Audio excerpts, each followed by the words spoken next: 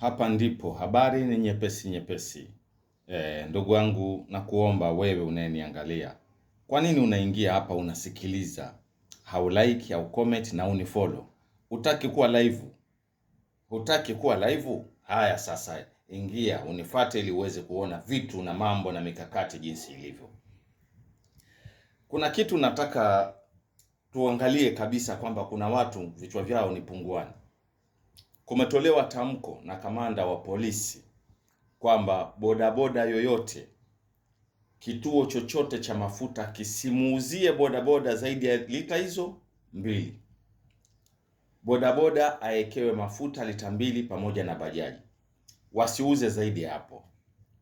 Kwamba bodaboda na bajaji ndio watu wanaochafua hali ya hewa katika maandamano. Angalia akili hiyo, ujue kabisa kwamba pumba na mchele ni vitu vili tofauti. Kifo na usingizi ni vitu vili tofauti. Sasa unatoa kauli kwamba kituo kisimuuzie bodaboda zaidi ya lita 2, kwamba hapo umezuia. Sasa bodaboda hakenda kituo kimoja akiekewa lita 2, anaenda kituo chengine anaekewa lita 2, anaenda kituo chengine anaekewa lita 2. Hizo ni lita ngapi? Na ni kituo gani kitakuwa na uwezo wa kuchunguza kwamba bodaboda huyu ashaekewa lita 2 mahali kwingine? Ni nani atakayechunguza kwamba bajaji hii imewekewa lita 2 kituo hichi, imewekewa lita 2 kituo chengine, imewekewa lita 2 kituo chengine? Ni nani mwenye uwezo wa kuchunguza? Akili hamna. Kuna viongozi mazwazwa wamechaguliwa tu pale wamewekwa. Alafu ili swala la kutuma viongozi, siji mawaziri mtaani, siji mawaziri wa vijana, eti nendeni mkasikilize hoja za vijana. Huu ni mchezo wa paka na panya. Vijana hata msikubali hilo swala, kwa sababu viongozi wa ngazi za juu kule wanayoyaongea ni tofauti na huku chini. Kule wanajigamba na kusema kabisa adhabu zilizotolewa ni sahihi. Kwamba vijana wameingia mtaani, kwa nini wazazi hamkuwazuia vijana wenu? Kwa anasema hivyo. Who are you anasema hivyo. Kama we ni mzazi, ni mzee, mbona ukuzuia mtoto wako asitoke, asende kuandamana? Anaongea haya maneno, maana yake hajutii. Sasa kutumwa mawaziri huku chini kuja kuongea na vijana ni mchezo wa paka na panya. Huko ni kudanganya. Mwenyewe kiongozi hajutii na bado asema amejipanga zaidi. Mchezo huu ni mchezo wa nyapara na gereza. Mle ndani jinsi wanavyoishi ndio hivyo. Lakini lengo ni kwamba hawa viongozi wanaotumwa chini, si kama mawaziri, ni kwenda kuwapumbaza watu. Wanakuja kuwapumbaza vijana na kusikia kwamba ground inasema nini. Lakini mikakati ya kule juu ni mingine. Hawa mawaziri wote wanaopita mitaani, hakuna hata mmoja anayesikilizwa na kwa. Hakuna hata mmoja anayesikilizwa na Who are you. Yale maoni wanayochukua ni ya kwao wenyewe. Hayana msaada wote na ngwangwangwa, hawana msaada wote na Who are you. Who are you ana washauri wake tofauti, ana maamuzi yake tofauti, sio yale kabisa.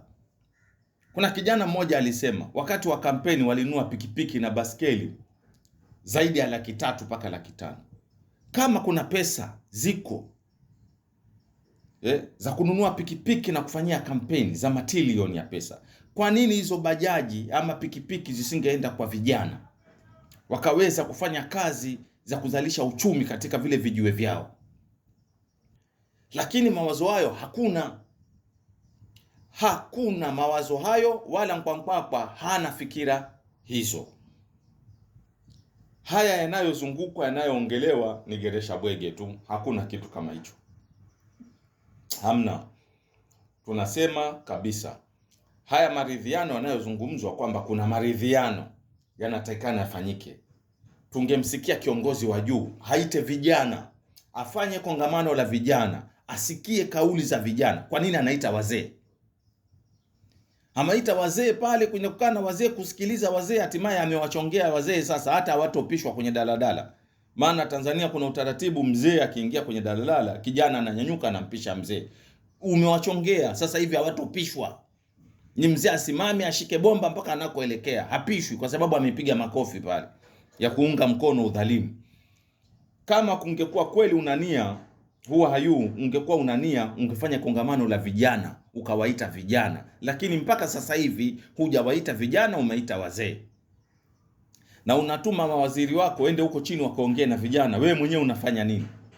Shida iko kwa vijana. Wewe unafanya nini? Usoita vijana ukakaa nao ukaongea nao. Sisi tunaumwa bwana. Sisi hatuko kwenye mambo ya vyama. Sisi tuko kwenye mambo ya nchi.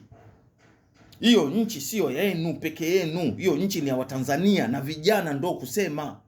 Na yoyote aliyoingia katika vita na vijana hawezi kubaki salama dunia nzima. Tumeyaona haya. Sasa wewe fata ushauri wako unaoshauriwa na hao. Sana sijui kama wanakupenda, mimi naona wanakuchimbia shimo. Nchi haitokaa salama. Itakuwa ni hivi hivi, vurugu kila siku, michezo ya panya na paka kila siku hivi hivi, hutokaa salama. Na vijana wanaandamana tena. Sasa tuma hao watu tena wakaue tena vijana. Kwa sababu taifa hili lishaingia katika matatizo ambayo hayakuwepo. Tangu inapata huru mpaka leo, wewe ndo umeingiza hii nchi kwenye matatizo ya mauaji na utekaji. Ni wewe ndo umeingiza hii nchi. Haikuwa hivi. Haikuwa hivi. Na pia sasa unafanya kuogopesha Afrika nzima sasa kwamba mwanamke hafai kuwa kiongozi. Hii ndo kitu unachokifanya. Kwa sababu tumeona kabisa haya mambo unayofanya hayakufanyika Tanzania na marais walikuwa ni wanaume. Hajawahi kufanyika. Sasa wewe umeingia rais wa jinsia ya kike, watu wanakufa, watu wanatekwa, watu wanauliwa. Tanzania imeingia kwenye machafuko, imeingia kwenye history ambayo haikuwepo. Usiache kusubscribe na kucomment. Tunakuja na mambo mengine na mipango na mikakati. Tunarudi, mambo ni hapa hapa, habari nyepesi nyepesi. Mkojo mdogo mdogo ndio unaoroanisha chupi.